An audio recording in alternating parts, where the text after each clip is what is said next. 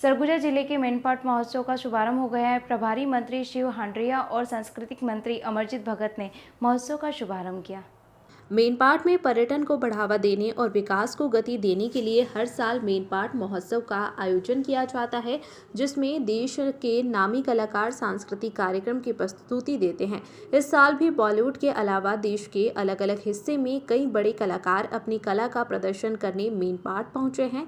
इस दौरान लगभग 78 करोड़ की लागत से विभिन्न निर्माण और विकास कार्यों का भूमि पूजन और शिलान्यास किया गया। 370 नवयुगल जोड़ियों का सामूहिक शादी की गई। वहीं राज्य भवन मामले में प्रभारी मंत्री शिव कुमार डेहरिया ने कहा कि छत्तीसगढ़ में नए राज्यपाल से उम्मीद है कि आरक्षण विधेयक पारित हुआ है उसमें हस्ताक्षर कर दे, जनजातीय वर्ग को जो अधिकार मिलना चाहिए वह मिल सके। छत्तीसगढ़ में भाजपा की सरकार बैठक पर तंज कसते हुए बोले प्रभारी मंत्री शिव डेहरिया भाजपा चुनाव के समय बरसात की मेंढक की तरह हल्ला कर रहे हैं। भाजपा के पास कोई मुद्दा है, भाजपा के बारे में ज्यादा चिंता करने की जरूरत नहीं है। Bureau report. आरक्षण संशोधन विधेयक राजभवन में लंबित है, राज्यपाल बदल दिए गए हैं।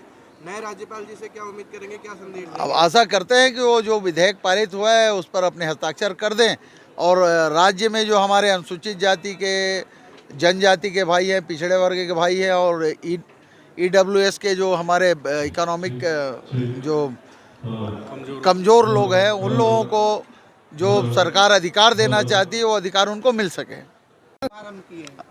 आज माननीय मुख्यमंत्री जी को आने का था लेकिन अन्य कार्यक्रम होने के कारण नहीं आ पाए। मैं आया हूँ और मेनपाट महोत्सव जो आयोजन हो रहा है एक अच्छा आयोजन हमारे छत्तीसगढ़ के संस्कृति विभाग, हमारे जिला प्रशासन द्वारा किया जा रहा है। हमारे छत्तीसगढ़ की संस्कृति परंपरा को आगे बढ़ाने में हमारे सरगुजा की छत्तीसगढ़ संस्कृति और परंपरा को आगे बढ़ाने के लिए मेनपाट महोत्सव का एक विशेष योगदान है और हमारी सरकार की जो योजनाएं हैं उनका क्रियान्वयन किस तरह हो रहा है, उनके स्टॉल भी लगाए गए हैं, बहुत सारी योजनाओं के प्रदर्शन भी किए गए हैं। निश्चित रूप से ये महोत्सव एक मील का पत्थर हमारे सरगुजा के लिए साबित होगा और इस महोत्सव के जो आयोजन करता है उनको मैं बहुत बहुत बधाई, शुभकामनाएँ देता हूँ और इस क्षेत्र में जो कलाकार हैं वो अपनी कलाओं के माध्यम से उभर के आएंगे और हमारे प्रदेश स्तर पे, देश स्तर पे भी आगे वो अच्छा काम कर सकते हैं। निश्चित रूप से ये अच्छा आयोजन है। देखिए, भाजपा के पास ना कोई मुद्दा है, ना कोई विजन है, ना कोई योजना है, इसलिए भाजपा के बारे में ज़्यादा चिंता करने की ज़रूरत नहीं है। हमको अपना काम करना है और भाजपा के पास क्या है, देखिए 4 साल उन लोगों ने कुछ काम किया जनता के लिए। 4 साल बाद जिस तरह बरसात में मेंढक निकल के आते हैं उसी तरह चुनाव के समय निकल के हल्ला कर रहे हैं, बाकी कुछ है नहीं उनके पास। आगामी चुनाव में 2023 में कांग्रेस पार्टी भारी बहुमत से जीत के आएगी और 2024 के लोकसभा चुनाव में भी हम यहाँ से भारी बहुमत से जीतेंगे और आदरणीय राहुल गांधी जी प्रधानमंत्री बनेंगे।